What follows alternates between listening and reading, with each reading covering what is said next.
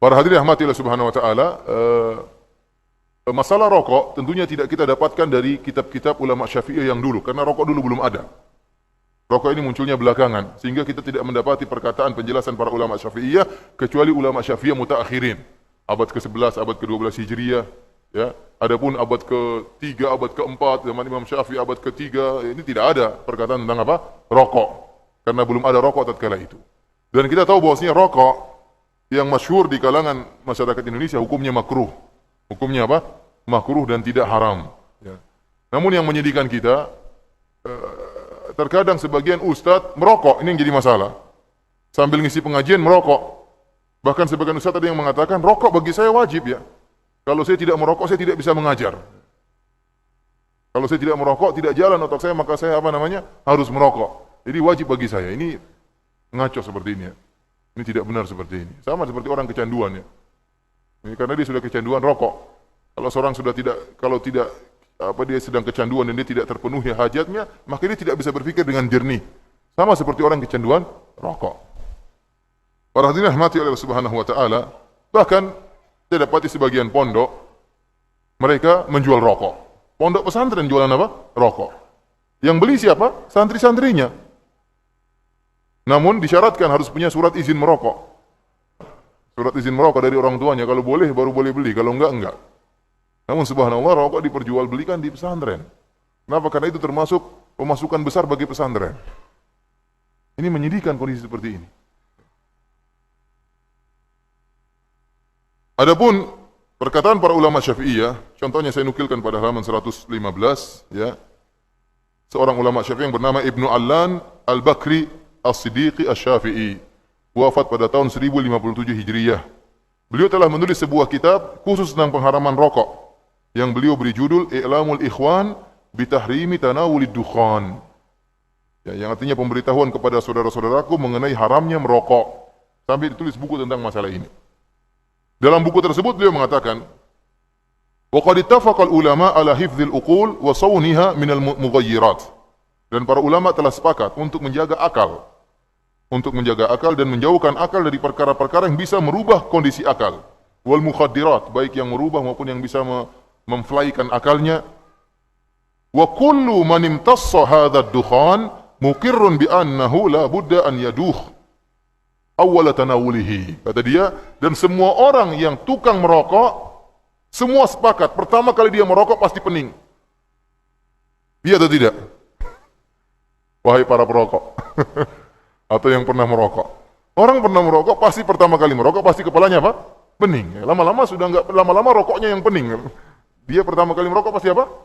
Pening. Lama-lama kalau dia enggak merokok malah pening.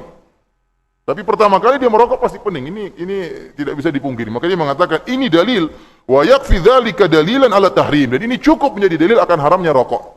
Karena Allah menyuruh kita untuk menjaga akal kita. Tidak boleh kita sengaja buat akal kita pening, akal kita fly, tidak boleh.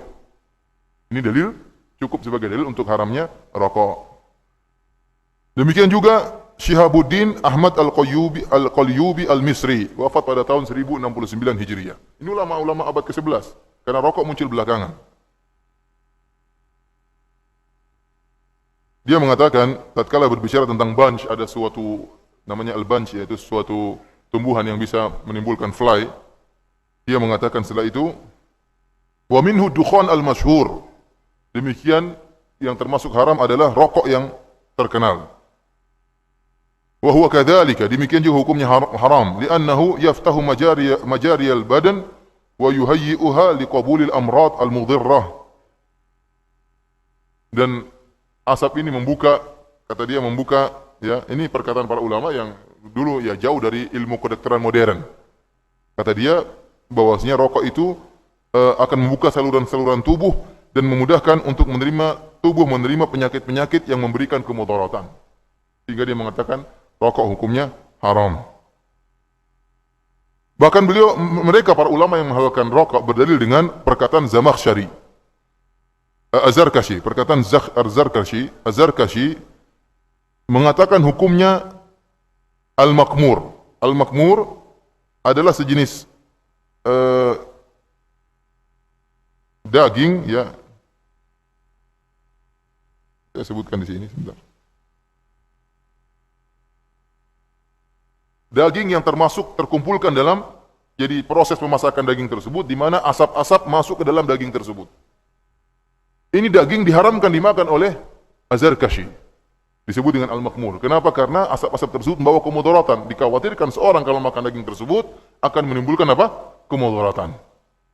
Ini kata dia kalau ini aja diharamkan, bagaimana dengan rokok memasukkan asap dalam apa? Jantung. Jadi kalau para ulama Syafi'i, Zarkashi itu abad-abad belakangan ya, dia mengharamkan daging yang terkumpul padanya asap karena bisa memberikan kemudaratan. Bagaimana tentang rokok yang justru memasukkan asap langsung ke dalam jantung. Demikian juga perkataan Sulaiman bin Muhammad bin Umar al-Bujairimi yang wafat pada tahun 1221 Hijriah. Demikian juga Najmuddin Muhammad bin Muhammad al-Ghazi yang wafat pada tahun 1061 Hijriah. Dan demikian juga para ulama-ulama yang lain.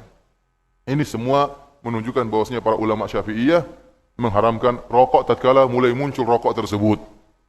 Ya, oleh karenanya para orang-orang yang mengatakan tatkala kita mengatakan kepada mereka rokok hukumnya haram, mereka mengatakan mana dalilnya?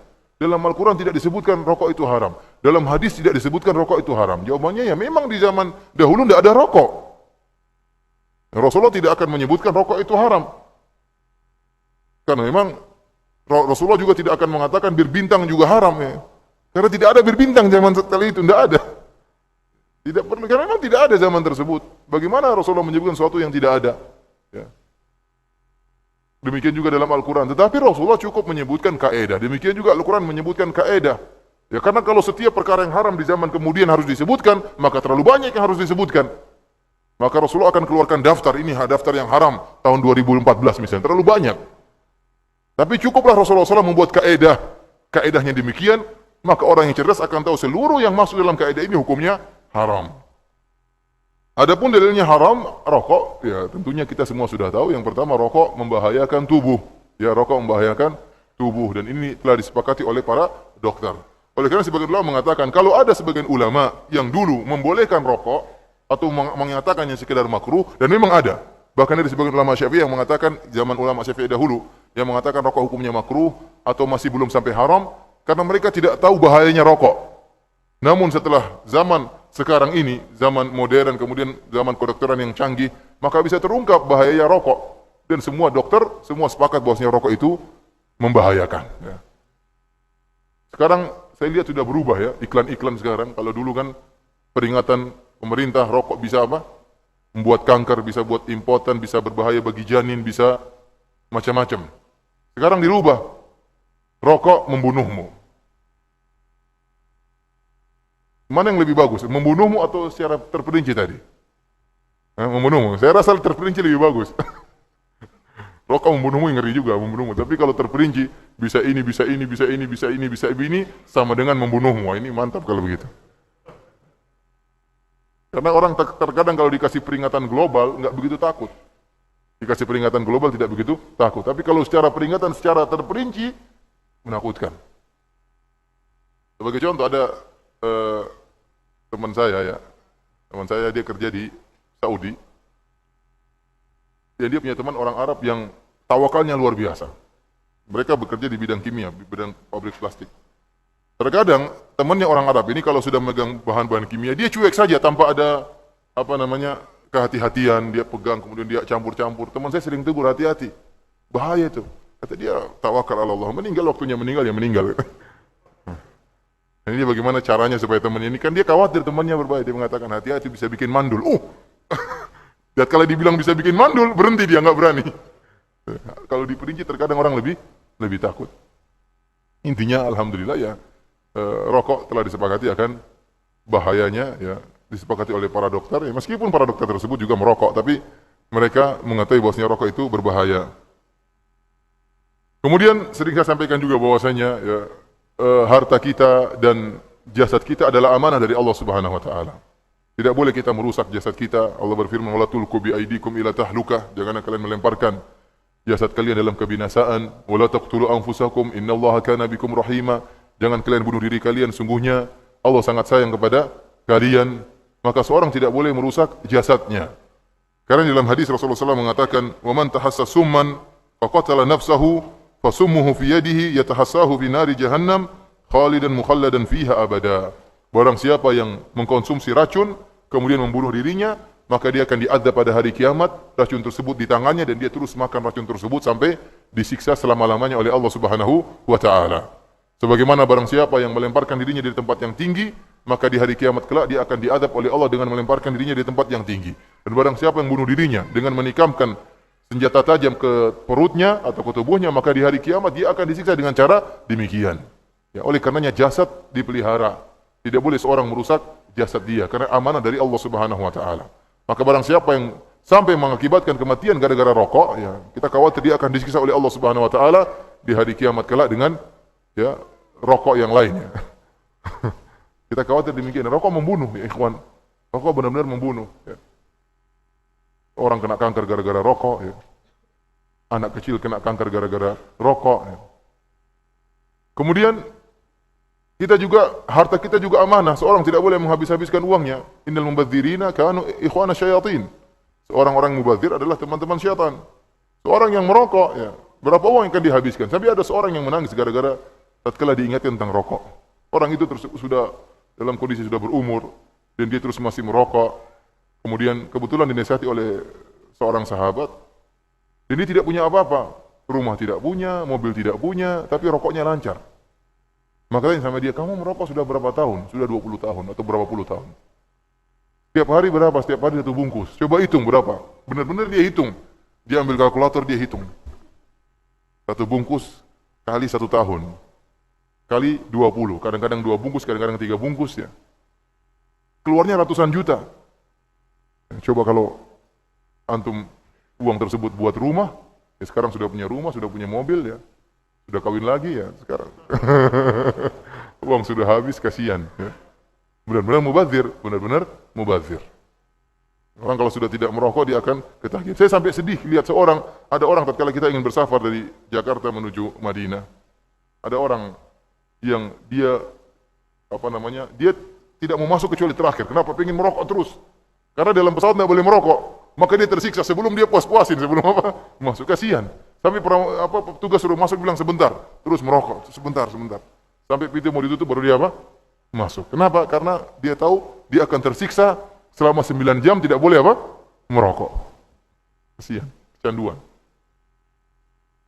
Dan Nabi SAW mengatakan, la dharar wa la dhirar, seorang tidak boleh memberikan kemudaratan baik kepada dirinya maupun kepada orang lain. Dan ini terkumpulkan pada orang yang merokok, dia memberi kemudaratan kepada dirinya dan juga memberi kemudaratan kepada orang lain. Betapa banyak orang terganggu dengan rokok yang dia hisap, ya.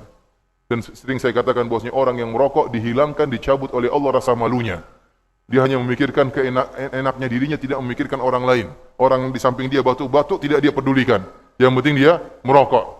Anaknya saja batuk-batuk tidak dia pedulikan. Yang penting dia puas merokok. Istrinya saja enggak enak mencium bau mulutnya, dia tidak peduli.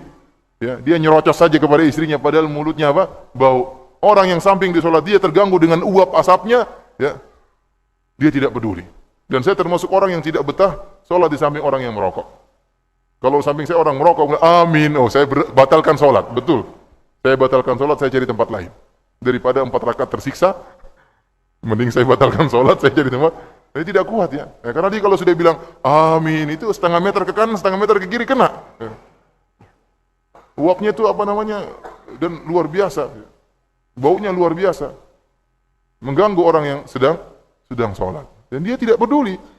Dia merasa dirinya, dia terbiasa dengan bau busuk tersebut, dia merasa tidak bau. Ya. Nah, kita yang tidak terbiasa mencium bau busuk seperti itu sangat terganggu. Sangat terganggu. Wassalatu wassalamu ala Rasulillah wa ala alihi wa ashabihi wa man tabi'ahum bi ihsanin ila yaumiddin. Amma ba'd. Para hadirin dan hadirat yang dirahmati oleh Allah Subhanahu wa taala, kita lanjutkan kajian kita. Tadi telah kita sampai di antara dalil-dalil yang mengharamkan rokok, bahwasanya rokok adalah satu bentuk tabzir, bentuk mubazir, ya, membuang-buang uang yang tidak pada tempatnya. Dan telah kita jelaskan bahwasanya jasad kita adalah amanah dari Allah. Tidak boleh kita bertindak terhadap jasad kita semau kita. Kalau kita merusak jasad kita dengan sengaja, maka kita akan dihukum oleh Allah Subhanahu wa taala.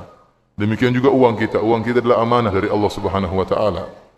Tidak boleh kita melakukan amanah yang Allah titipkan kepada kita kecuali dengan aturan yang mengamanahkan. Ya, kalau ada orang memberi amanah kepada kita, maka tidak boleh kita bertasarruf, tidak boleh kita mengolah uang ini kecuali dengan izin dari yang memberi uang tersebut. Sesuai dengan aturan yang diletakkan oleh pemberi amanah tersebut. Di antaranya tidak boleh mubazir. Dan dalam hadis disebutkan seorang hamba akan ditanya oleh Allah pada hari kiamat tentang hartanya, min aina iktasabahu wa fima anfaqah. Dari mana dia dapatkan hartanya dan kemana dia habiskan. Ya, kemana dia habiskan hartanya. Kalau seorang ditanya oleh Allah pada hari kiamat, kemana uangmu kau habiskan? Beli rokok ya Allah. Gimana coba dia jawab di hari kiamat? Buat apa habiskan uangmu? Buat rokok ya Allah. Ini kan perkara yang memalukan di hari kiamat kelak. Oleh karena seorang ya jangan menghabiskan uangnya pada perkara-perkara yang sia-sia. Para hadirin dirahmati oleh Subhanahu wa taala, yang perkara yang sangat menyedihkan saya tatkala di musim haji, begitu banyak kaum muslimin terutama orang-orang Indonesia yang di padang Arafah merokok. Tatkala mereka berjalan di Mina, mereka merokok. Di tempat-tempat di tanah haram mereka merokok. Ya, ini menyedihkan. Sebenarnya mereka pakai pakaian ihram. Mereka pakai pakaian ihram. Labbaik Allahumma labbaik, labbaik la syarika laka labbaik. Menyedihkan, ngelihatnya itu menyedihkan. Dan kita tegur, Pak, jangan merokok, Pak. Ini makruh, Pak, ini makruh. Kenapa makruh? Yang makruh yang lagi hajian, Pak, yang makruh dibuang aja, Pak. Tetap aja tidak mau. Mereka selalu berdalil makruh. Padahal makruh artinya dibenci. Ya. Kita sedang bertalbiyah, sedang haji, sedang mengharapkan ampunan Allah, kemudian kita merokok, melakukan hal yang dibenci oleh Allah Subhanahu wa taala. Ya. Sampai dan ini kadang-kadang orang-orang travel yang sengaja menjual rokok. Jadi bawa rokok banyak-banyak dititipin karena rokok di sana jadi mahal.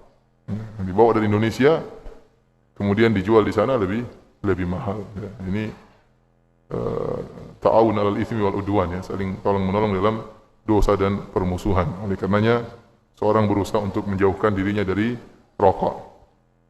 Dan terakhir saya tutup dengan masalah rokok dengan menyebutkan antara manfaat yang timbul karena rokok. Ya. Selain rokok menimbulkan kemudaratan, rokok juga menimbulkan manfaat.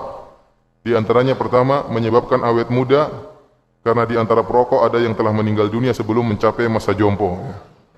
Awet muda. Yang kedua, melindungi rumah pengisapnya dari masuknya maling. Karena sang maling tidak berani masuk pada saat mendengar pemilik rumah yang merupakan perokok terus batuk sepanjang malam dan tidak bisa tidur. Ya. Gimana mau masuk? Mau masuk orangnya batuk-batuk dalam rumah, enggak jadi. Jadi rokok menjaga rumah dimasuki dari maling. Yang ketiga, di antara manfaat rokok menghemat belanja rumah tangga. Ya gimana mau belanja lagi? Duit sudah habis buat beli rokok. Jadi belanja rumah tangga jadi hemat. Kemudian ya, di antaranya memberikan income yang besar bagi negara, ya.